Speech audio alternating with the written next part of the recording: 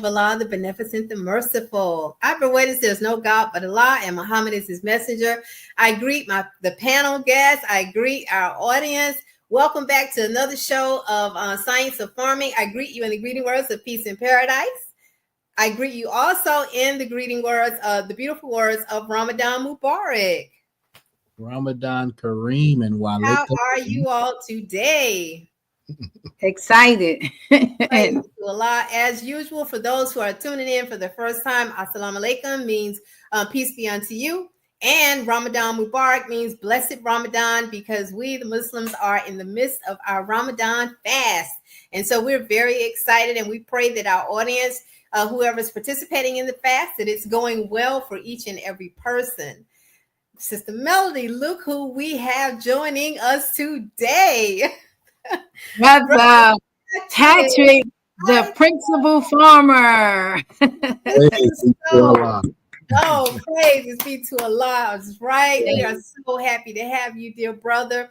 A wealth of information, a wealth of just inspiring altogether, all that you're doing.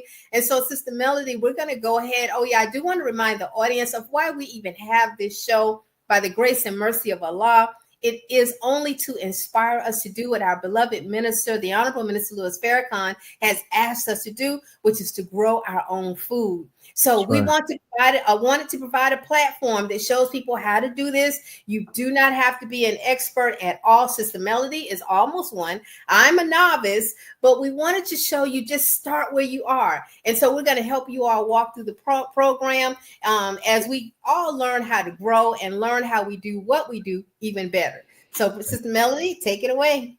Yes, ma'am. Oh, Brother Patrick, we're so excited. We've been trying to get you on this show for a long time. But I said earlier, this was the time. And we in a time now where we believe that what we're doing now is so important at this time with the prices of food and all the things going on.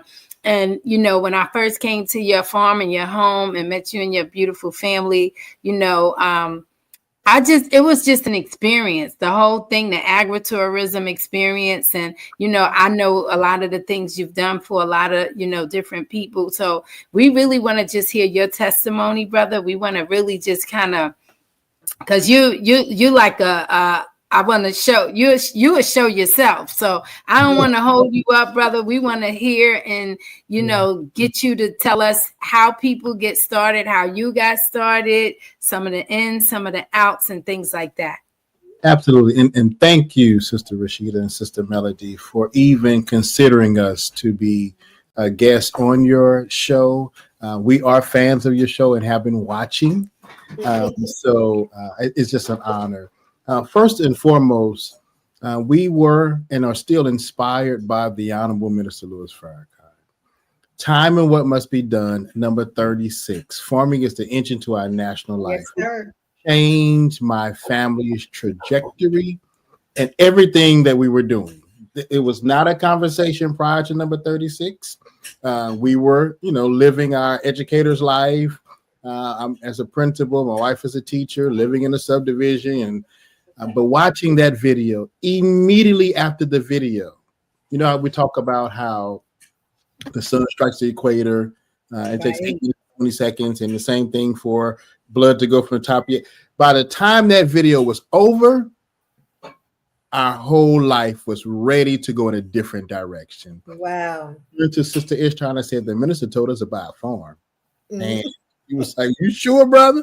And I was like, yes. He said, we need to go buy a farm. And from that date, is September, I want to say September the 17th, 2013. From that date to now, we started. Now, the minister was coming to Tuskegee in October of that year. And in October, he did not come. Minister Ishmael spoke on his behalf. And when he spoke on his behalf, one of my assignments as a FOI was to keep the motorcycles from coming into the square. Mm-hmm. So doing that, it pushed us way out into the country of Alabama. And I saw cows and horses and sheep and cornfields. And so now it's just even more inspiring. And one of the Brother Frank out of DC, I know I wore his ear out. Because if you talk about this for one more time. So fast forward, end up meeting a gentleman in Atlanta by the name of Wayne Swanson, who became my mentor. And so that's September, October. By December 8th, 2013, we had purchased 8 cows. Wow. Living in the subdivision, we purchased 8 cows. We were able to put them on his land. We worked out an agreement. And by April of 2014, my family and I found a 31-acre farm 1 mile from our residence. I've been living at for the last, 10 years. And on my daughter's birthday, July 29, 2014, we moved from a 30-foot front yard subdivision to 31 acres with zero experience, only the inspiration of the Honorable Minister Louis Farrakhan. Look at Allah. Look at Allah. And I've heard that story before, Brother Patrick. I was floored the first time. I'm still floored hearing that beautiful story. And you talk about stepping out on faith. That's exactly what you all did. Absolutely. And, one of the things I like about what you were saying is that you all didn't even have land when you purchased your first cows. No. But you all shared the property with someone else. And that's one of the things we talk about here. We encourage others to share. Everybody grow something different, and then let's share the product together. Absolutely. So sharing that land is awesome. Sister Rashida, there's a farm that I would visit, my dad and me's farm. And it was a 5-acre farm, only 5 acres. They had 19 Jersey cows. And so we were going there to get the raw milk. But when I went to the farm, I'm a talker. So I was talking to the dad and kind of got him to the side. He got a little comfortable with me. And he said, our motto is simple. We have 50 families. They commit to spend $50 50 weeks out of the year. Okay. Wow. And so I understood the numbers game, but then what he shared with me, because he only did milk, but there was meat, cheese, honey, vegetables there.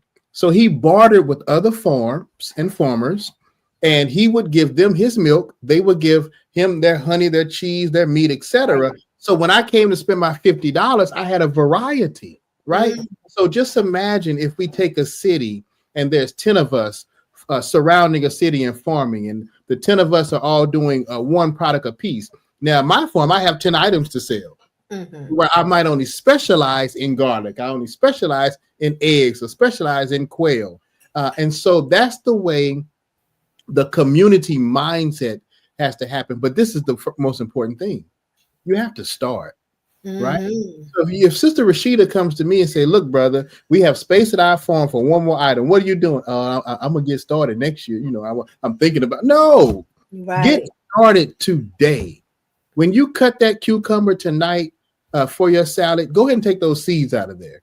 Take those seeds, go ahead and dry them out, put them in the cupboard for a little bit. That's your start. You ain't got to buy no seeds. You got them there. If we get in the mindset of starting, there's so many excuses in this world, right? But if the minister did not start the nation again, we wouldn't be as soon as 2025, right? So I would encourage the viewing audience, no matter how much space you have, no matter where you live, you have to start. If you're in a subdivision right now, I can show you how to start in a subdivision, right? You start in a subdivision, you put 3 hens in the backyard. The hens are not going to make any noise. You get 3 eggs a day. You're going to get a beehive, put the beehive in the backyard. You turn the entrance of the beehive away from where people walk. Now you got your bees. You start your compost and start your worms, okay? And so with those 3 items, you have hens, which you have eggs, and you have meat. You have worms, which you have worms. You can sell worms, worm tea, and you have the byproducts. And then with the honey, you have honey, you have the comb, you have the queen bee. So now you're making money, and then your surplus, your excess, you sell it to your next door neighbor. Right?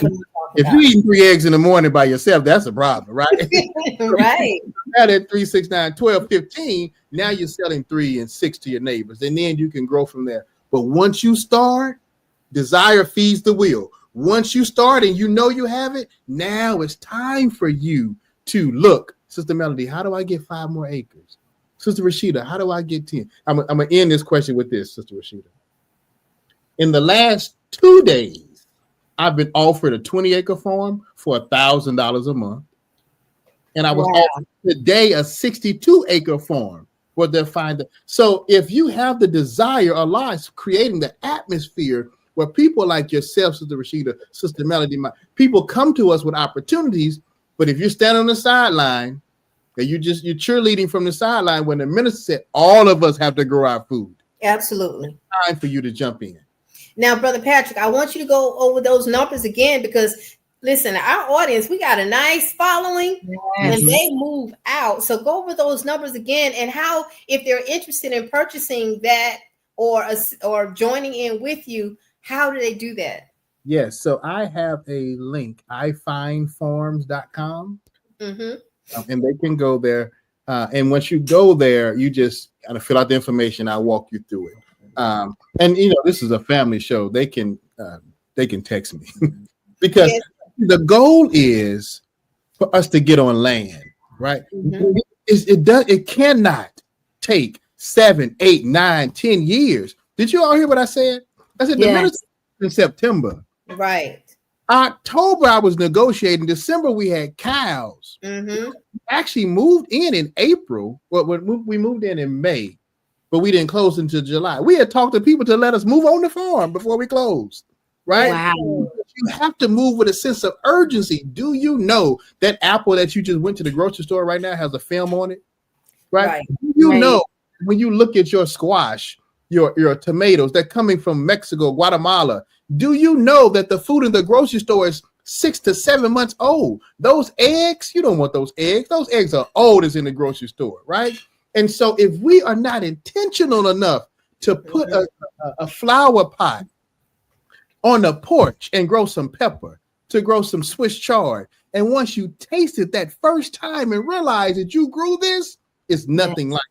So we have to force the believers in our community to start, because waiting, you'll be dead tomorrow. That's true. And I'm getting texts. My texts are blowing up. They want you to repeat that link again, brother. You said. Oh, I'll put it in the chat. How about okay, excellent. And while you're doing ifindforms.com. Yes. Put it in the chat. Can I type in the chat? Oh, I can join the chat. Brother Patrick, you are such an inspirator. Right. I mean, I just watch you talk to people, and as you talk to people, you really, really motivate them because you make it so real. Sister Melody, we have a saying in the nation: I want for my brother and sister what I want for myself. Yes. Now we say it sometimes cliche, and we say it, as a response. But let me tell you this: my wife and I are approaching 26 years of marriage. So I've been blessed years, and we always had a very good life, by Allah's grace, because we follow the teachings. Yes. However, moving to the farm, the scripture that I often remember is, which of the bounties of Allah will you deny? Wow. When you can go outside, we have no noise pollution. Right. No pollution. I didn't even know what that was before, right? Because I grew up in the hood. I grew up in East St. Louis. But we can go outside. And tonight, the only thing we see is the stars and the planes. Absolutely. Right? We can, when we go outside, the sound that we hear is either the sound of one of our animals, or it's an insect. Like I hear insects, you all. Wow. How quiet it is, right? And so what I've learned from that is, outside of our community, other communities get a chance to vacation. Okay? Yes, absolutely. They get a chance to vacate. And when they vacate, they can go for recreation. Right? Yes. So when we travel for Thursday to Monday, and we stressed out already. We don't get a chance to vacate our responsibility, the bills, the job, the clocking in. And so we never get a chance to recreate. Absolutely. Right? And so what the farm allows us to do, when I pull in my driveway from work every day and the horses greet me, wow, the cross, I'm able to go into a different space. Yes. Clear my head and de-stress. And then, God forbid, we take our shoes and socks off and go. Right. Right? Wow. You're greeted by that new life or a new puppy. I got 3 new horses out here right now. We got new puppies. We got baby chickens, right? You owe me one. Remember, you owe me a horse. I owe you a horse.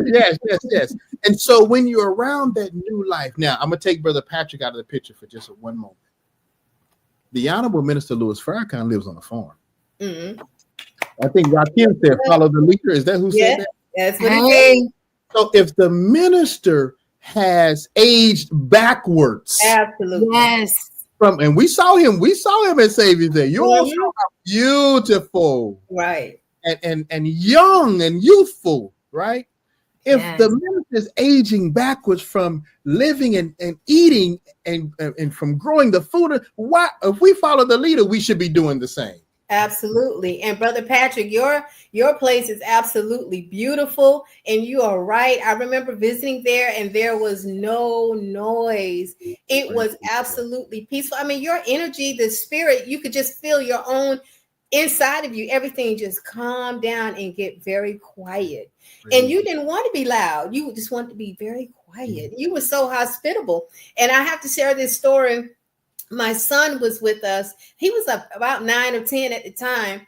And he's doing this show. He's in the background helping with this show because he was so inspired after visiting your farm and seeing your beautiful sons with the dogs and touring and seeing the horses. He was just floored. Oh, praise. You know what? That does my heart and my family heart joy, because we stepped out on faith, you all. Yes, like sir. I and my wife, we have no formal training. Do you know the only training that we have? In 2015, the minister invited the farmers around the country to come to his farm. That's the extent of our training. Outside of that is just YouTube University. Right. During this time, we've helped over 30 families relocate to farms. We run an agriculture school where we're teaching 540 children agriculture all day long. Bravo. We hosted thousands of people and taught hundreds of courses and classes. My wife and the family have their own day in the city. Right? So this is from time what must be done 2013. So when you measure, y'all know me, I'm not talking about measure my success. I'm saying measure Allah's favor, right, from following one instruction. I have to tell the believers, you all have to do this. You know, so if you're struggling with diabetes, if you're struggling with high blood pressure, if you're struggling with obesity, all that can be healed on the farm. I can tell you that right now, right? Because when you got to walk 28, yes, sir. Right. Or when you go outside and you pop that tomato and it's fresh, right? We plant the minister's garlic. So every year we order the garlic from the farm. Yes. I have Michigan black beans right here, Michigan red beans right here, and of course we got the Michigan navy bean right here. Right. So I would just say, if you are thinking about it, if you are considering it, I implore you to do it. Right? And every city that's 5 acres, that's 10 acres, there's land that people are running. Now listen, this is the teachings now. People are running outside of our community. They're running into the cities. Yes, they are. They are. And they're vacating the farms. Hey, that's a sign. We should be coming out here and acquiring these farms. Right. And it's doable. Yes, sir. It is. Well, I'm telling you, I'm so excited. I'm pumped up. I'm ready. I'm ready. I want to jump into some pictures because we have quite a few pictures that you were so kind to share with us. So we're going to jump into the pictures and let you explain those to us. So my son is uploading those right now. Pictures with 10,000 words. Listen, I know. And you didn't even talk about some of the I want to say benefits of living on the farm. I mean, your wife, she does the therapeutic horse riding for visitors. That was awesome. Yeah. So and I'm gonna answer that as well, Sister Amanda. So this picture right here is from Muhammad Speaks, and it's let us go back to the farm, right? And when it says go back, right, return. Right. This is where we started, right? And so what I believe is in regenerational farming. You hear regenerative. I'm saying regenerational farming. So we need to sit at the foot of our elder in our family, patriarch and matriarch, and ask them, how did they farm? Because the word organic was not around. There was no pesticides.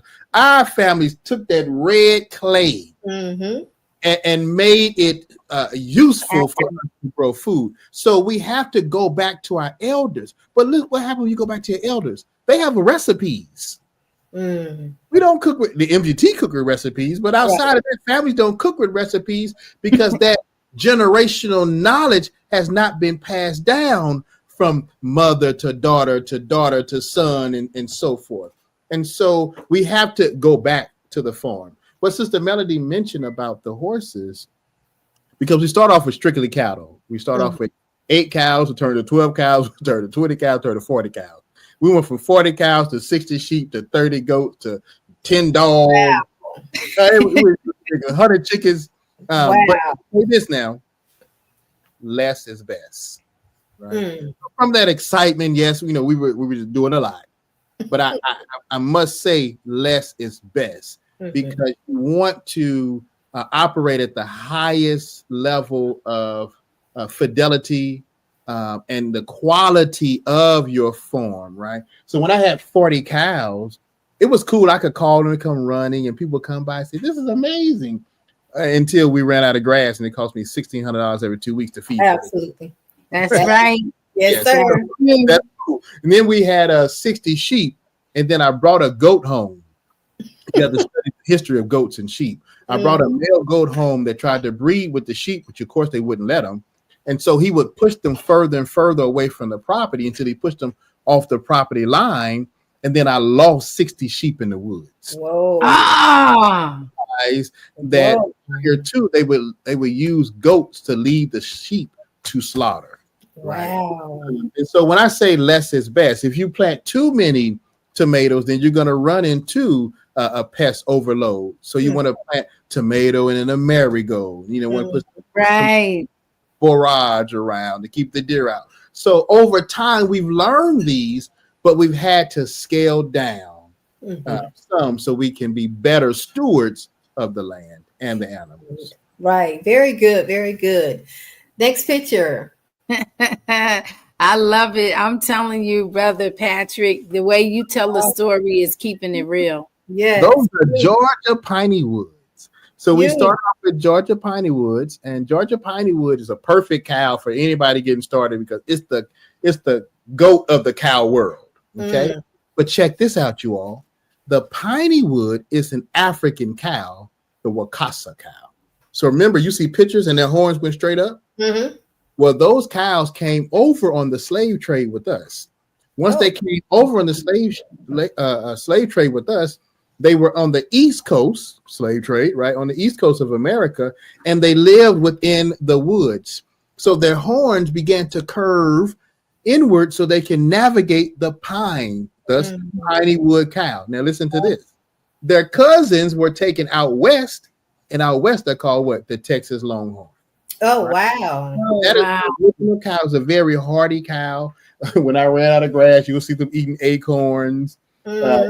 You'll see them standing on their hind legs and eating from a branch. So a very, very hardy cow. They calf easy, so I had no problem calving. And I'm just reading a book by George Washington Carver, and he talked about how we should be feeding our livestock acorns. Really? Wow. They're plentiful. They're coming from the tree. They're plentiful. Wow. So you don't need to tractor supply. Just go out in the forest and pick up some acorns. Yeah, I didn't even think they would eat the acorns. Let the children do it. Yeah, let the children do it. Absolutely. But yeah, that's the Georgia piney wood.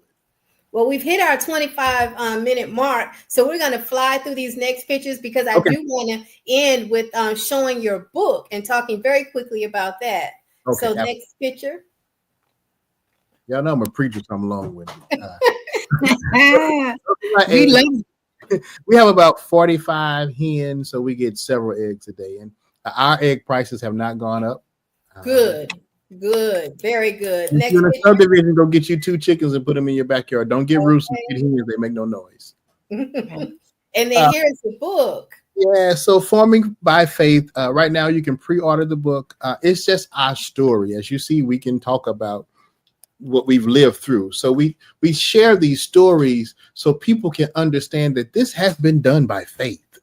Right? No, there's no one that can call and say, you know what, Patrick and his wife went to our school and they learned this. Right.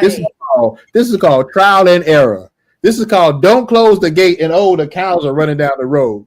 So when I say everybody pass the gate, close the gate, that's because from experience we didn't close the gate. Oh yeah, I can relate. So the book is full of stories similar to when I went to an auction to sell my first cow in a 3-piece suit.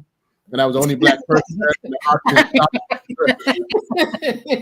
And then I sold the cow. And it said $117 per pound. So the cow was $700. 700 pounds. I text Ishtar, we about to be balling. When I went to the cashier, she said, "No, baby, this must be your first time. It's 117 per 100 pounds." Oh, okay. That was decent money. But then I thought about if I process all 40 cows, we made none of our money back. Right. That's when we began to sell steaks. Oh, wow. Okay. Pound and make more money than selling at the auction. So I'm gonna stop right there because you see I can go on. Oh, we gotta have you back, Brother Patrick, because you was just getting in the heart of it. Oh my goodness, this book, everybody that's on this web, watching, please order this book. Right. Yes. I have something. I believe in making things affordable. So the book is pre-ordered, but we have an ebook that's only $9. So if you go to patrickmuhammad.com, it's an ebook. It's going to walk you all the way through from start to finish, like getting started today. You can get that ebook. You can get started today. I have links in the back where I show you where I go get my seeds if I'm not ordering from Sister Seeds or one of the black seed owners. I show you everything that I know. Excellent. I'm so glad you mentioned seeds. Yes, because we always want to make it available to those who are tuning in. And so, Sister Melody, I think this is a great time for you to talk about the last guest that we had on the show. Oh, Brother Donald, Brother Patrick, right? Brother Donald, he got chickens out not far from you. He's 3 minutes. I was at his house. He's 3 minutes from me. Yes, so he just called me about an hour ago. And he said, "Sister Melody," I said, "Yes, sir." He said, "A sister was watching the show and she's on her way. She rented a car. She's coming to buy chickens from me." And that made me and Sister Rashida so excited because it was like we not only encouraging people, but we getting people to do stuff. And that just made our day after, and that's why you have to keep doing what you're doing. It doesn't matter if it's 1 or 1,000. This message has to get out because one man, one woman, one seed can change the world. Absolutely. Wow. That's the truth. Well, dear brother, that is our time. We thank you so very much. Look, you were so thorough. We didn't even have any questions. I think everyone. I was like. Yes, sir. But we definitely will have you back again because, again, you are a wealth of information and a beautiful resource that we definitely can go ahead and share. So from what I understand, we do have one question. Can we zoom it in very quickly? Is that about the chickens? There we go.